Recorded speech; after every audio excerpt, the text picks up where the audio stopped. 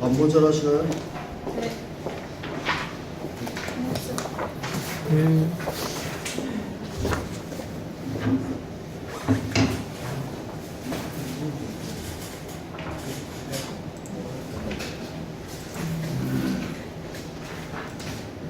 예, 오후 시간에는 성경 통독하신다고 들었는데요. 이거는 제가 저희 교회에서 같이 공부했던 건데요.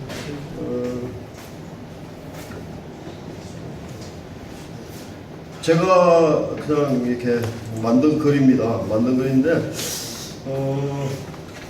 그리스도의 그 삼중직에 대해서 사역적으로는 그 많은 글들이 있는데 그 그리스도의 삼중직에 대해서 인격적으로 그것을 이렇게 쓴 글은 제가 보지를 못해가지고요. 제가 나름대로 작성해 본 글입니다. 그래서 이거를 어떤 식으로 해야 되나? 설교식으로 하기는 좀 그렇고 제가 그냥 읽으면서 해야 될 것 같은데요. 읽으면서 조금 양이 많기는 많은데 다들 최대한으로 빨리 끝내도록 하겠습니다. 이거 안 맞습니다. 예. 원래 사람이 타락하기 전에는 일이라는 게 없었어요. 하나님을 그 에덴 동산에서 그냥 누리고 하나님을 즐기고 하나님과 함께 이렇게 살면 됐는데 죄를 짓고 나서 이제 머리에 땀을 흘리게 됐거든요. 근데 우리가 신앙생활을 하면은 우리는 뭔가 자꾸 하려고 해요. 하나님 앞에. 하여튼 뭐 봉사가 됐든 선교가 됐든 뭐 전도가 됐든 하여튼 뭔가 하나님 앞에 자꾸 하려고 하는데 제가 볼 때 하나님께서 원하시는 것은 그게 아니더라고요. 하나님은 우리의 존재가 변화돼서 정말 그리스도를 닮은 아들들로 장성하게 자라는 걸 원하시지, 우리가 뭔가 자꾸 우리는 그 아담의 어떤 본성이 있어가지고 뭔가 안 하면 불안하고 뭔가 자꾸 하나님 앞에 이렇게 하려고 하는데, 아침 설교에서도 말씀드렸지만은 이게 정말 평강 안에서, 원래 보면 성경에 보면 이런 말이 나와요. 내 안에서 역사하는 역사를 따라서 운행한다. 그거 제가 성경 구절을 못 찾겠는데 진짜 거듭난 사람은 있잖아요. 어떻게 살아야 되는가 하면요, 하나님께서 내 안에 그 역사한다는 말이 그 헬라어로 에넬게이아인데요. 에넬게이아. 그러니까 하나님이 그 움직여요, 내 안에서. 우리는 그 움직임을 민감하게 거기에 수용해서 같이 하나님과 이렇게 동행해서 사는 게, 그게 정상적인 그리스도인의 삶입니다. 우리는 근데 우리의 육신의 어떤 것을 가지고 하나님께 뭔가 자꾸 하려고 하는 그런 아담으로부터 받은 그 본성이 있어요. 근데 하나님이, 하여튼 제가 아는 성경으로는 하나님은 그걸 원하시는 게 아니고, 우리가 정말 하나님의 아들들로, 우리가 거듭나기는 했지만은, 그분의 생명을 받고 거듭나기는 했지만은, 우리는 아직까지 그 예수 그리스도의 그 장성한 분량에 이르지를 못하고 있거든요. 그래서 하나님이 이렇게 자라기를 원하시는데, 제가 그래서 우리가 변화의 최종적인 목표는 우리 존재와 인격이 정말 그리스도를 완전히 담는 것. 이게 우리가 이 땅에서 몸을 가지고 신앙생활 하는 동안, 교회생활 하는 동안 가장 중점을 두고 해야 되지 않을까 그렇게 생각합니다. 그래서 그것을 예수 그리스도께서 이 땅에서 잘 보여주시고, 구약에 보면은 그분을 그 예수 그리스도를 예표하는 세 가지 직분이 있었습니다. 세 가지 직분. 예수 그리스도라는 말이 기름 부음을 받다 이런 뜻이거든요. 그 히브리어로는 메시아가 똑같은 말인데 그 표현만 다를 뿐이지, 기름 부음을 받은 세 가지 직분이 있었는데, 제사장 직분하고 선지자 직분하고 왕의 직분이 있었습니다. 그래서 저는 그것을, 그 세 직분을 일반적으로는 다 사역적으로 해석을 해요.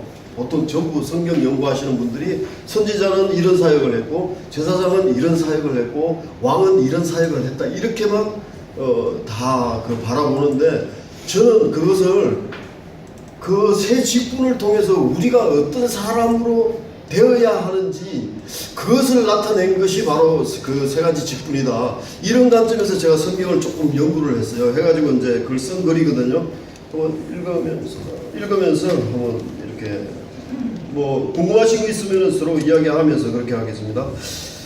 하나님은 왜 우리를 창조하셨나?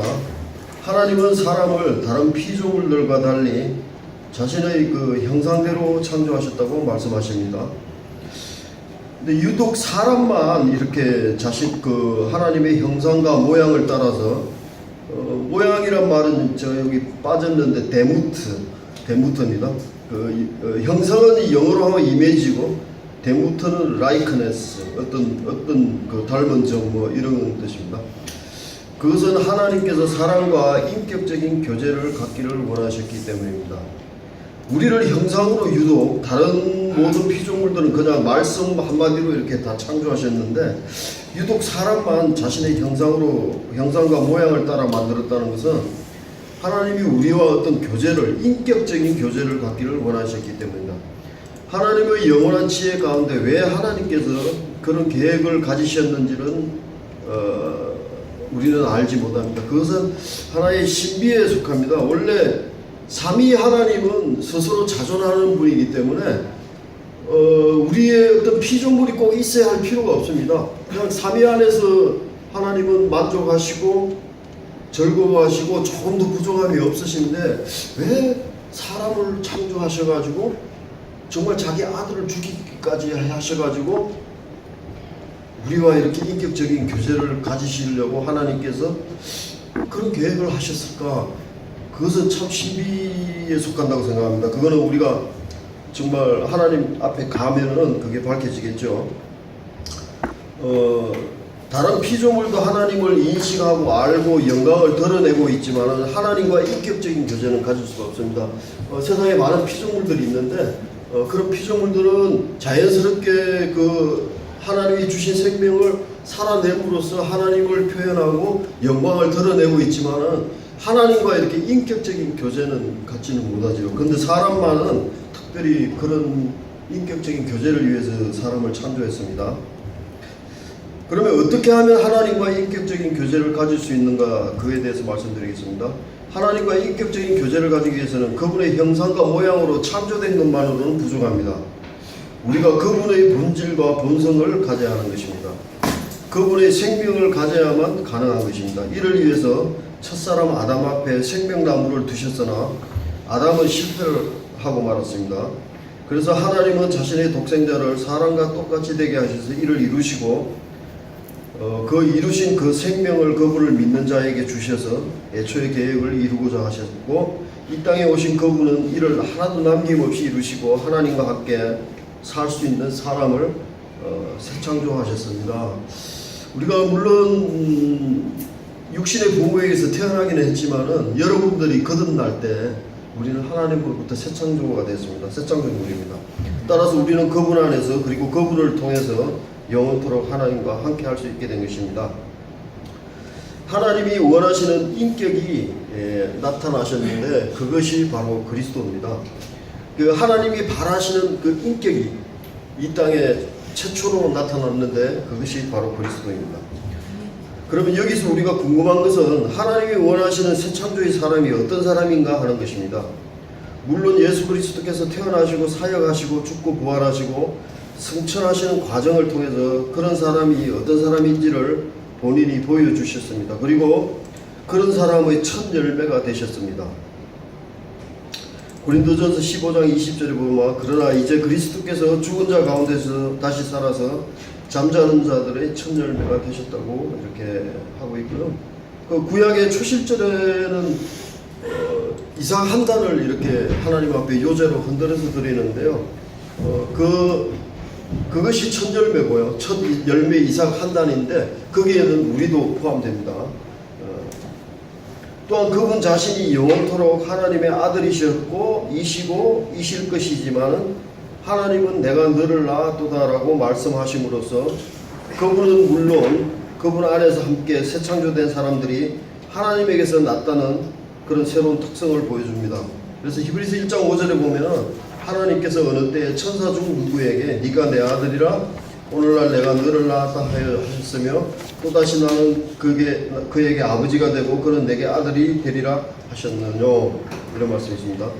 또한 그분이 오실 메시아로서 예언된 분이셨지만은 그 새창조의 인격인 그리스도가 그냥 얻은 것이 아니고 대가를 지불하고 과정을 통과하여 얻은 것이라는 것을 보여줍니다. 예수 그리스도께서는 하나님의 아들이셨지만은 정말 그 하나님이 원하시는 그 새로운 새창조물, 하나의 새로운 인격을 이루시기 위해서 이 땅에서 가장 고난을 받으시고 죽고 부활하심으로써 하나님이 내가 너를 낳았도다 이렇게 이야기하면서 내가 너를 주와 그리스도로 이렇게 되게 하셨다 이렇게 하셨거든요. 그래서 예수 그리스도도 독생하신 하나님의 아들이시지만 그 새로운 하나님이 원하시는 하나의 인격을 새창조하시기 위해서 그분 자신이 온갖 고난과 고통을 받으셨습니다. 그분은 이 땅에서 하나님이 원하시며 얻고자 하는 새로운 사람의 모습과 본질을 온전히 살아내시고 이루신 후 그리스도가 되셨습니다. 그냥 되신 게 아니고 그분도 이런 과정을 통과해서 됐다는 것이죠. 그래서 사도행전 2장 36절에 보면 그런즉 이스라엘 온 집이 정령이 알지니 너희가 십자가에 못 박은 이 예수를 하나님이 주와 그리스도가 되게 하셨다 이렇게 말씀하고 있습니다. 이런 사실을 통해서 우리가 알 수 있는 것은 예수 그리스도께서 이 땅에 오시고 사역하시고 죽고 부활하신 것은 우리를 단지 구원하기 위한 그런 차원의 것이 아니라는 것이죠. 우리는 이제 보통 우리를 구원하기 위해서 예수님이 그런 고난과 고통을 겪으신 걸로 이렇게만 이해하는데 그것이 아니고 보다 더 높은 뜻이 있다는 것이죠. 그거는 바로 하나님이 천지를 창조하실 때부터 하나님이 원하셨던 그분과 영원히 함께할 그런 사람을 새창조하시기 위해서 자신이 스스로 그런 사람이 되셨고 또 자신을 통해서 그리고 자신 안에서 그런 사람을 만드시기 위해서 그 고통과 고난을 겪으신 거죠. 그래서 어떻게 보면 우리가 하나님 안에서 구원받는 것은 하나의 출발이죠. 출발이고 완성은 우리가 그리스도의 장성한 분량에 이르는 것이 완성입니다.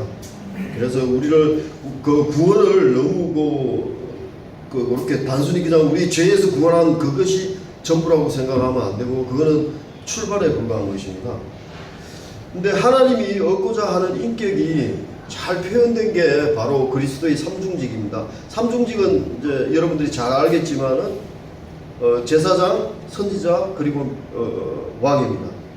이스라엘 백성들은 자신들을 구원해 줄 메시아, 기름 부음 받은 자를 말하는 거죠. 그리스도와 같은 뜻입니다. 메시아를 대망했습니다. 그러나 그들의 생각은 정치적 관점에서 그렇게 메시아를 기다려서 이스라엘 백성들은, 그러나 하나님의 생각은 그것이 아니었죠. 하나님은 단순히 이 세상의 특정 국가와 민족을 구원해 주기 위해 메시아를 기다리게 한 것이 아닙니다. 오히려 첫 아담이 잃어버린 하나님의 사람을 출현시키기 위해서 메시아를 대망하도록 한 것입니다. 그러나 이스라엘 백성들은 세상적이고 이기적인 생각으로 하나님의 뜻을 오해하고 있었던 것입니다. 유대인들이 대망한 구원주 그 메시아는 하나님의 뜻 안에 있는 영원한 계획과 관련된 엄청난 의미가 있었던 것입니다. 그래서 곧 아담을 첫사람이라고 하면 그분은 둘째 사람이고요, 새로운 아담입니다.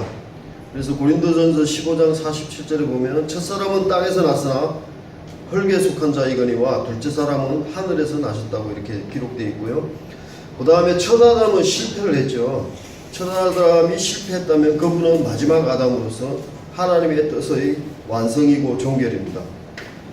구약의 메시아와 신약의 그리스도는 똑같은 뜻을 가진 다른 표현입니다. 둘 다 기름 부음을 받은 자란 뜻인데요.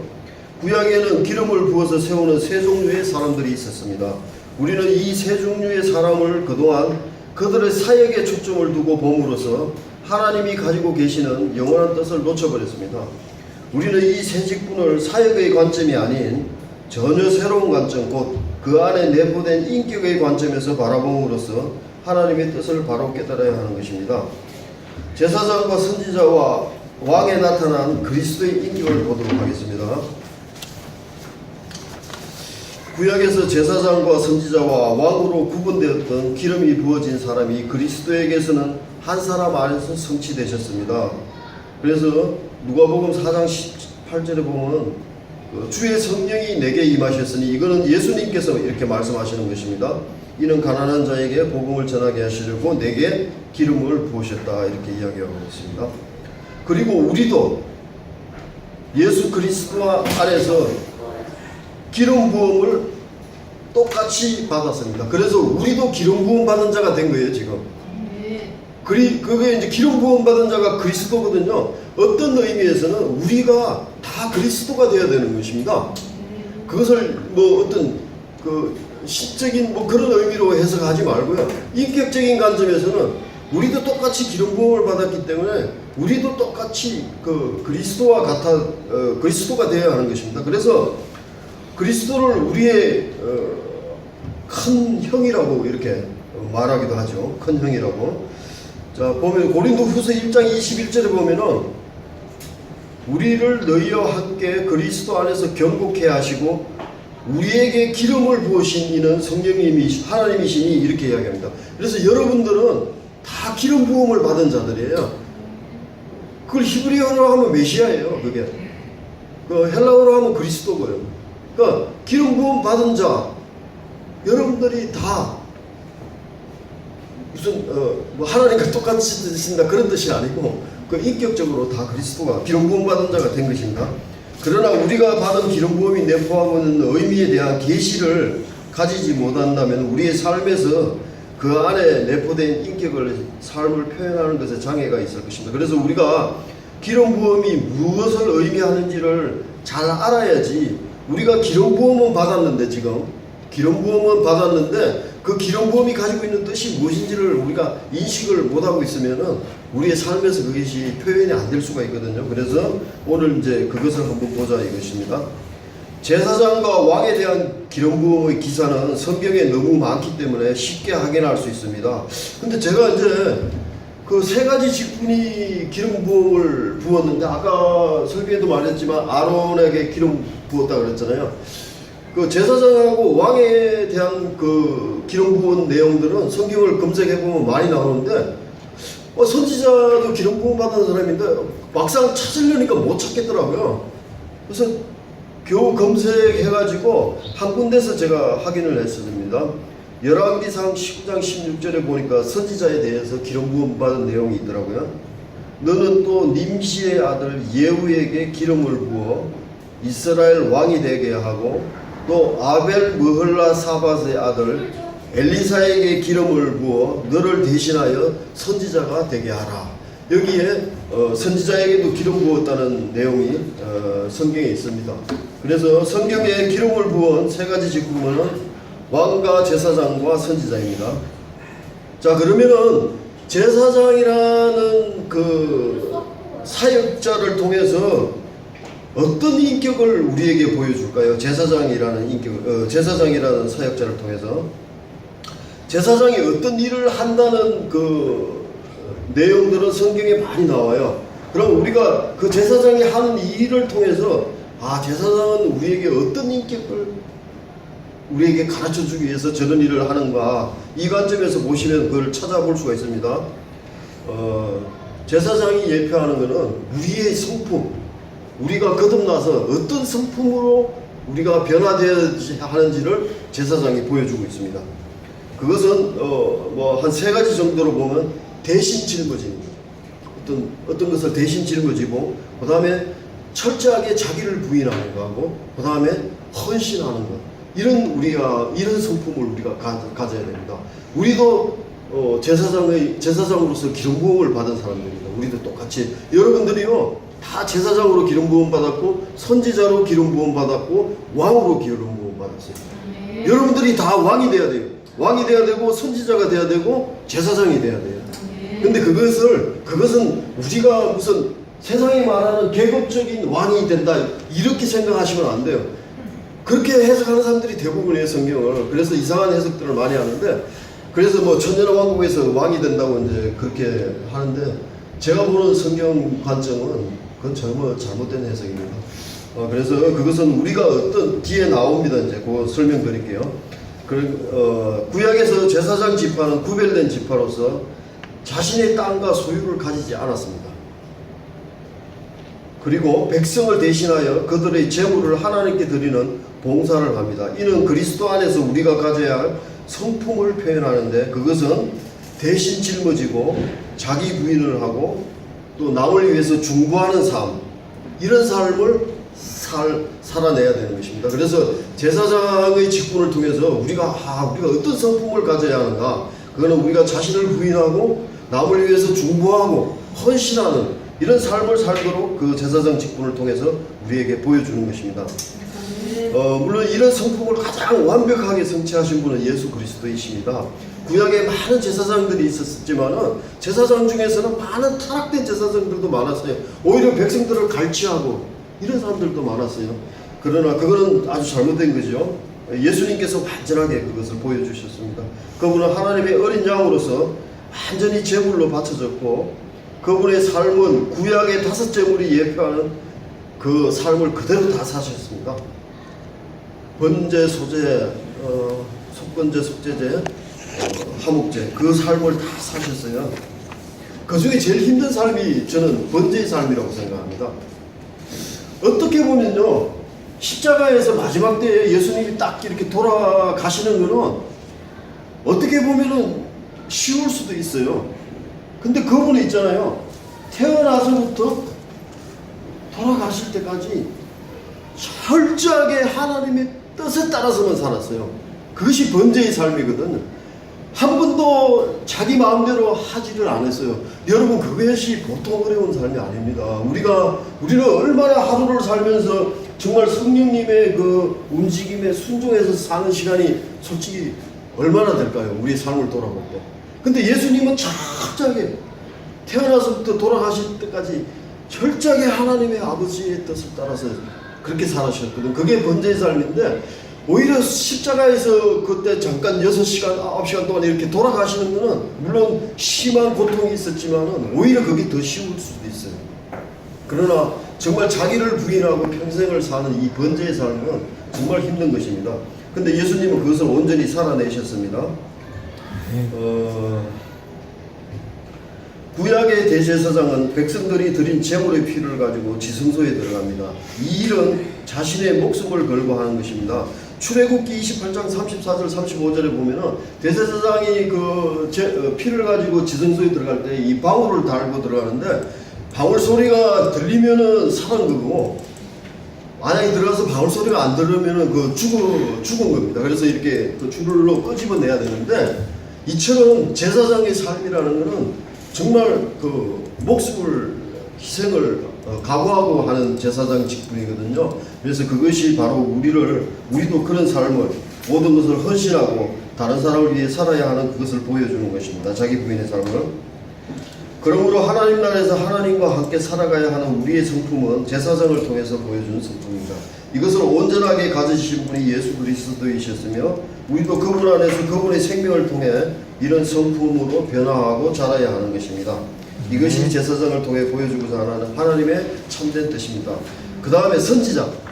선지자는 과연 우리에게 어떤 우리의 삶을 보여줄까요? 선지자를 통해서.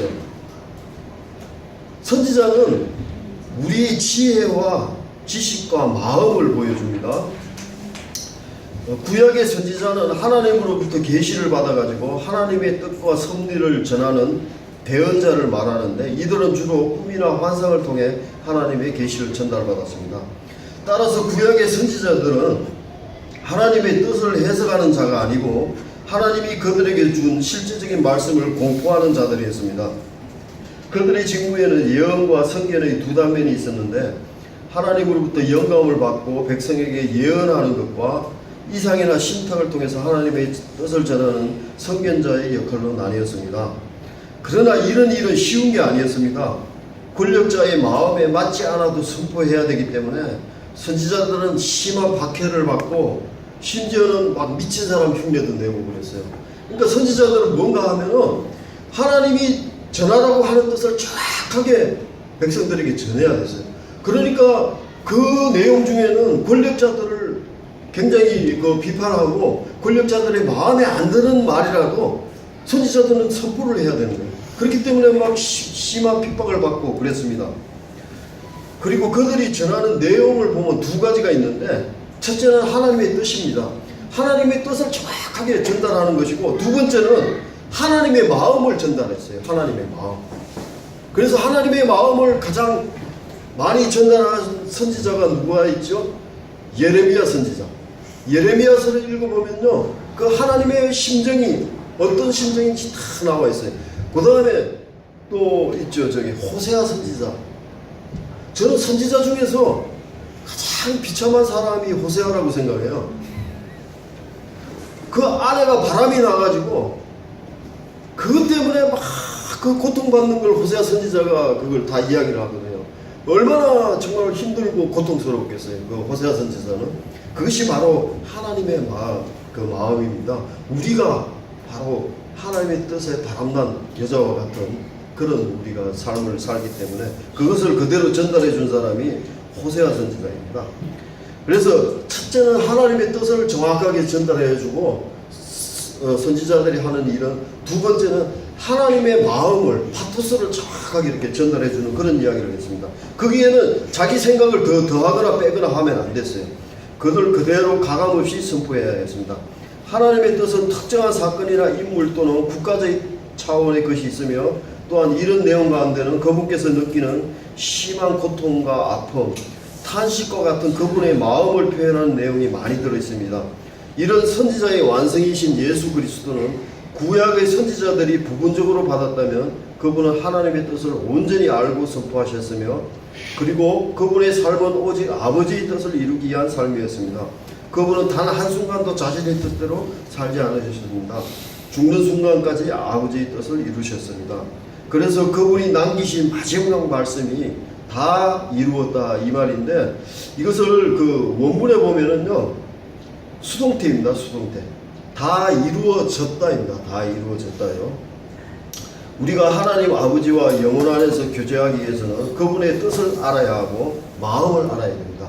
그러니까 우리가 하나님과 아름다운 교제를 갖고 하나님과 영원히 그 기쁨 가운데 살기 위해서는 우리가 하나님의 뜻을 잘 알아야 되죠. 그 다음에 하나님의 마음이 어떤 마음인지를 잘 알아야 되잖아요. 그래서 선지자를 통해서는 우리가 그런 것을 배우라고 선지자가 있는 것입니다.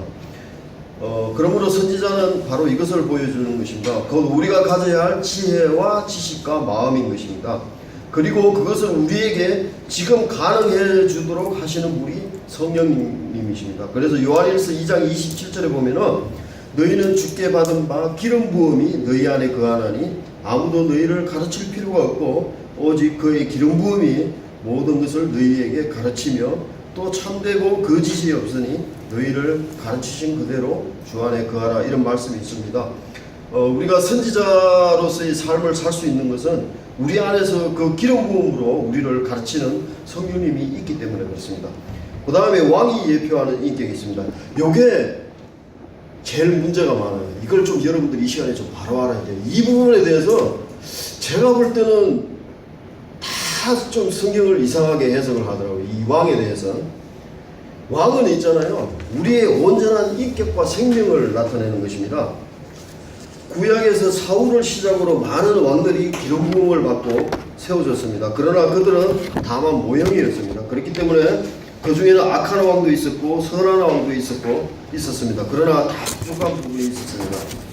역대 최고의 왕이라고 불리는 다윗 왕도 간음과 살인을 사주한 죄를 저질렀죠.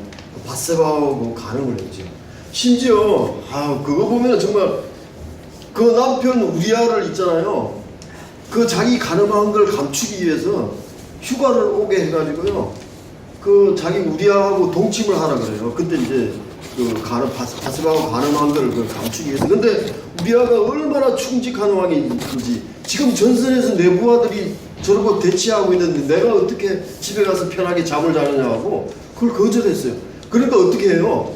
그 전선에 있는 그 가장 대장이 누군가 요압인데 다윗이 편지를 써요. 요압한테 편지를 써가 이 우리아를 그 최전방에 내놓고 그래서 거기서 죽게 만들어요.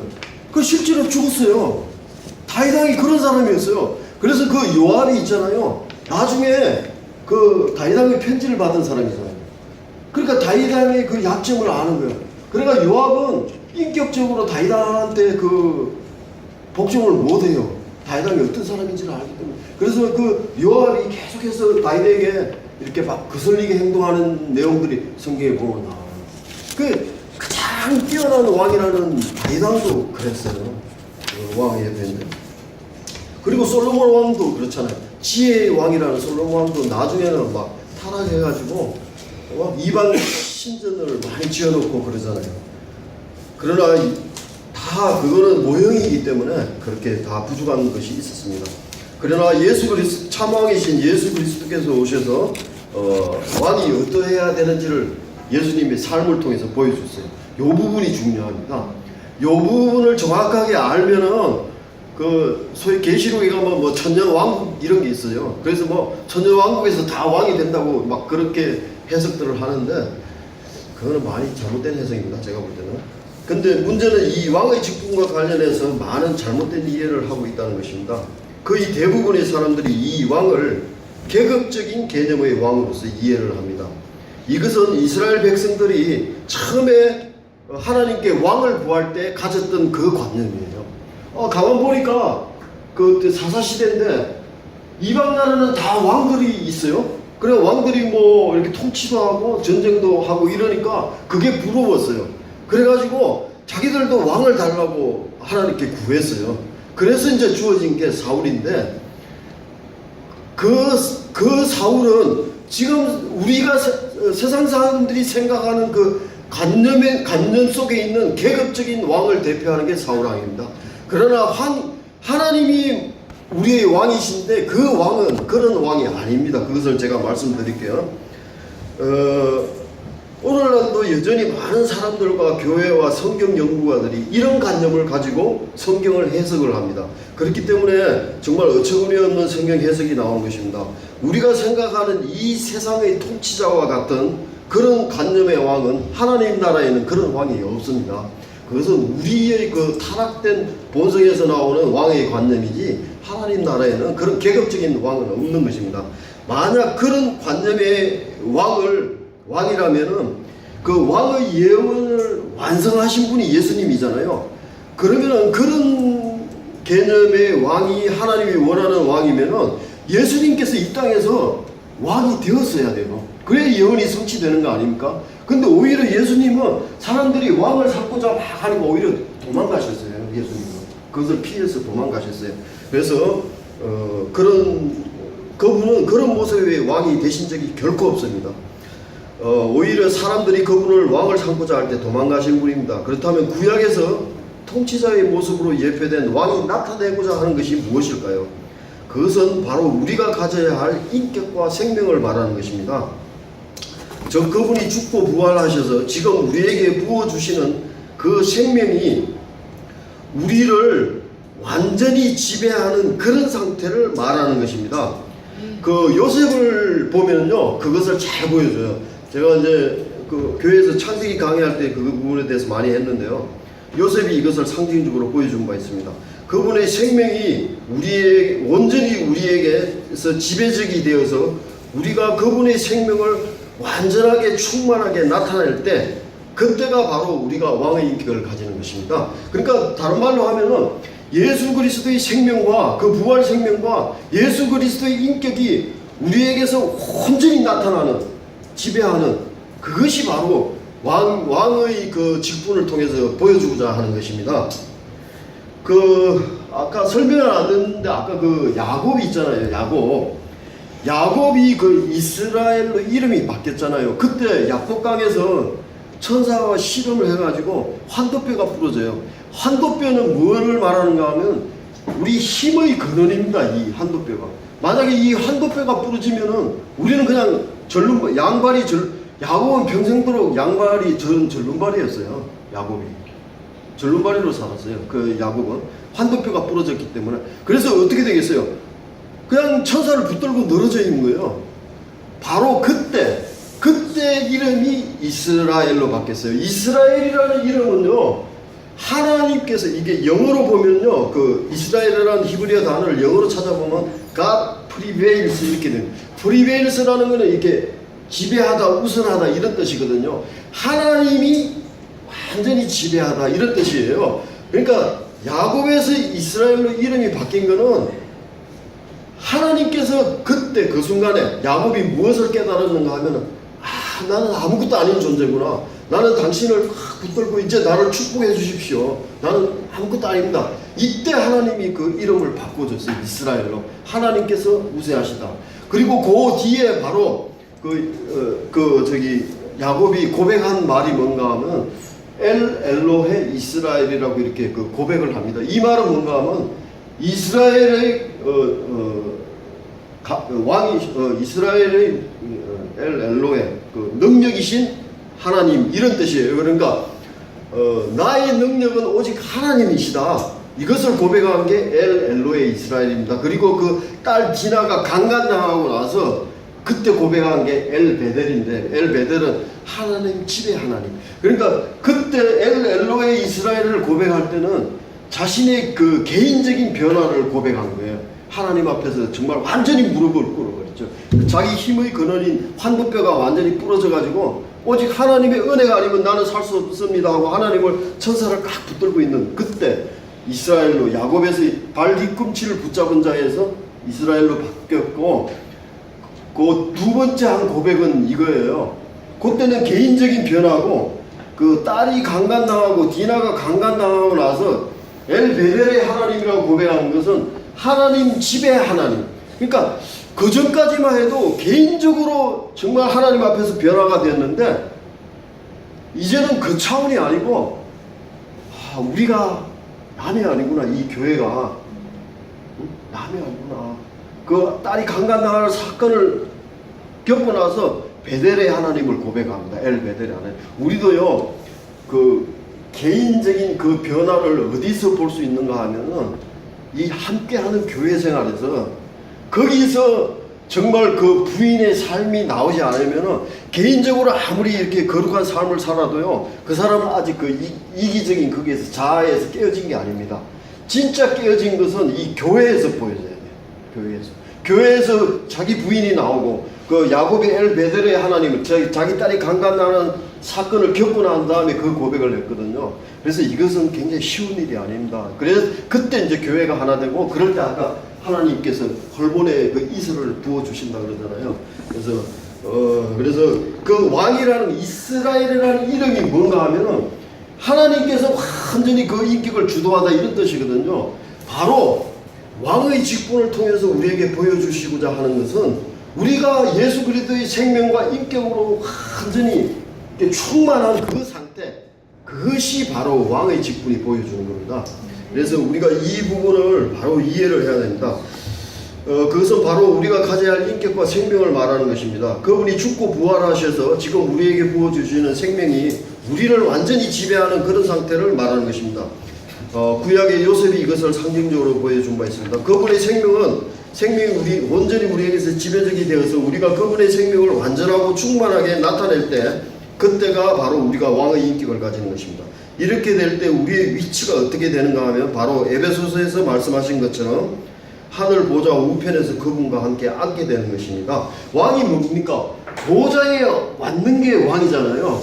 우리가 우리 안에서 그리스도의 인격이 여러분을 완전히 할 때, 그때 여러분의 영은 하나님 보좌 우편에 올라가서 앉는 거예요. 그건 경험해보면 알아요. 여러분들이 개인적으로 경험해보면 그것이 얼마나 정말 기쁘고 좋은 것인지 알 수가 있습니다. 보좌는 왕이 앉는 자리입니다. 즉 우리가 그분 안에서 그분과 함께 보좌에 앉는 것입니다. 이것이 참 왕입니다.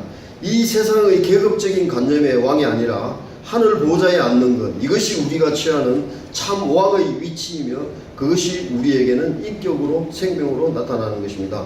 이는 예수 그리스도께서 가장 잘 보여주셨습니다. 그분은 참 왕으로 오신 분이셨습니다. 그리고 왕으로 사셨습니다.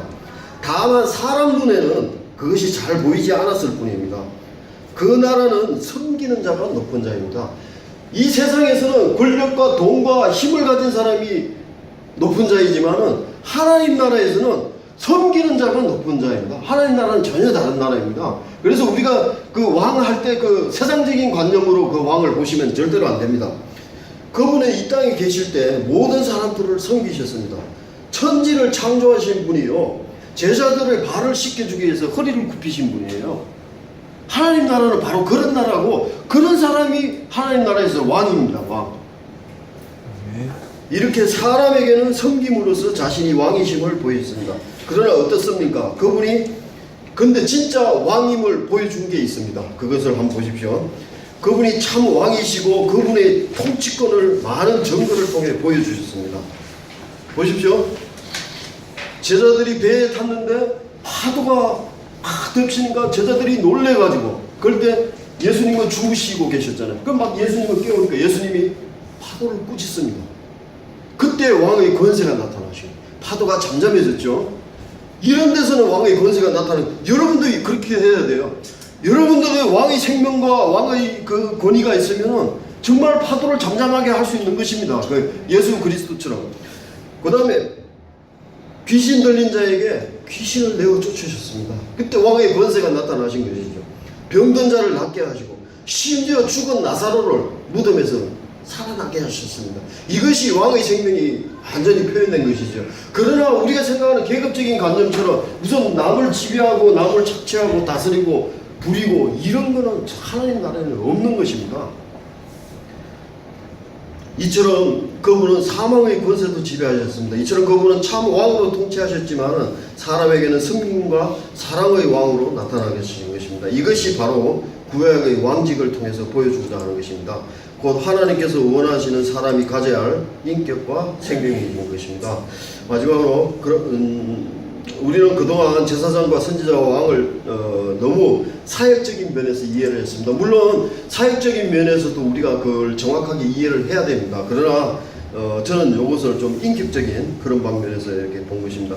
하나님의 창조 목적과 관련된 것입니다. 우리가 가져야 할 세 사람의 인격과 관련되는 것입니다. 우리는 이 땅에서 사는 동안 그리스도께서 제사장과 선지자와 왕으로서 온전히 사셨던 것처럼 우리도 그렇게 살아야 하는 것입니다. 왜냐하면 구약에서는 제사장과 선지자와 왕이 구분되었지만 그리스도 안에서 온전히 통일되었기 때문입니다. 그러므로 우리가 가져야 할 인격, 세 사람의 모형은 바로 그리스도입니다. 따라서 우리는 그리스도의 장성한 분량에 이르러야 하는 것입니다. 에베소서 4장 13절에는 우리가 다 하나님의 아들을 믿는 것과 아는 일에 하나가 되어 온전한 사람을 이루고 그리스도의 장성한 분량이 충만한 데까지 이르라고 이렇게 말씀하셨습니다. 주님이 이 땅에서 그 삶을 사셨고 지금도 우리가 그런 삶을 살도록 우리를 인도하고 계시는 것입니다. 그래서 조금 제가 새로운 관점에서 이것을 해석해 보았는데요. 혹시 궁금한 거 있으면 질문하시고 아니면 마치도록 하겠습니다. 어떻게 조금 이해가 되시나요? 네.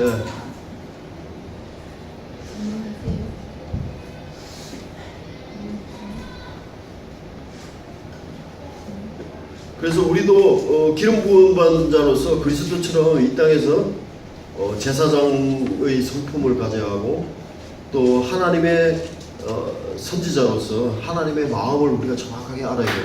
하나님의 뜻도 정확하게 알아야 돼요. 그 다음에 우리도 하나님의 그 왕의 직분으로서 우리 안에 정말 참된 왕의 성품을 우리가 살아내야 하는 것입니다. 그것이 바로 구약에 나오는 세 가지 직분을 통해서 우리에게 보여주고자 하는 것입니다. 이상으로 마치도록 하겠습니다.